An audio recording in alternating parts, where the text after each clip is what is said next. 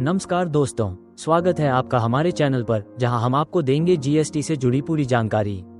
2025 में भारत में जीएसटी के क्या नए बदलाव आए हैं, किन चीजों पर टैक्स बढ़ा है और कहां राहत मिली है। इस वीडियो में हम आपको देंगे एकदम सरल भाषा में पूरी जानकारी, ताकि आपको कोई कंफ्यूजन न हो। तो चलिए बिना कोई देरी किए वीडियो शुरू करते हैं। जीएसटी यानी गुड्स एंड सर्विसेज टैक्स, जो भारत में 2017 में लागू किया गया था। यह एक इनडायरेक्ट टैक्स है जो हम हर खरीदारी पर चुकाते हैं। ये टैक्स कई अन्य टैक्स जैसे कि वैट, एक्साइज ड्यूटी और सर्विस टैक्स की जगह लिया गया है। भारत में जीएसटी 4 मुख्य टैक्स स्लैब में बंटा हुआ है।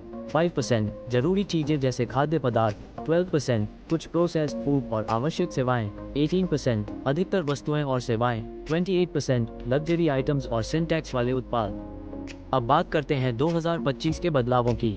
सरकार ने इस बार कुछ महत्वपूर्ण बदलाव किए हैं। खाद्य उत्पादों पर राहत, दालें, आटा, दूध जैसे आवश्यक खाद्य पदार्थों पर 0% या 5% जीएसटी ही रहेगा। इलेक्ट्रॉनिक्स पर बड़ा टैक्स, मोबाइल फोन, लैपटॉप और अन्य गैजेट्स पर जीएसटी 12% से बढ़कर 18% हो गया है। ऑटोमोबाइल्स पर प्रभाव, छोटी कारों पर जीएसटी 18% रहेगा, लेकिन लग्जरी कारों और ईवीएस इलेक्ट्रिक व्हीकल्स पर टैक्स में बदलाव किए गए हैं। रेस्टोरेंट और होटल इंडस्ट्री, 1,000 रुपये से कम कीमत वाले होटल रूम्स पर जीएसटी 12% रहेगा, लेकिन महंगे होटल्स पर टैक्स बढ़ सकता है। ऑनलाइन गेमिंग और डिजिटल सेवाएं, इस साल डिजिटल सेवाओं और ऑनलाइन गेमिंग पर भी 28% जीएसटी लागू किया गया है।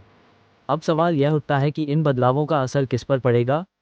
छोटे व्यापारी, इनपुट टैक्स क्रेडिट आईटीसी का फायदा मिलेगा, लेकिन कंप्लायंस बढ़ सकता है। ग्राहक, महंगे मोबाइल्स और इलेक्ट्रॉनिक्स खरीदने वालों को ज़्यादा खर्च करना पड़ेगा। ऑनलाइन खरीदार, डिजिटल सर्विसेज और गेमिंग ज़्यादा महंगे हो सकते हैं। 2025 में जीएसटी रजिस्ट्रेशन और रिटर्न फाइलिंग को और सरल बनाया गया है।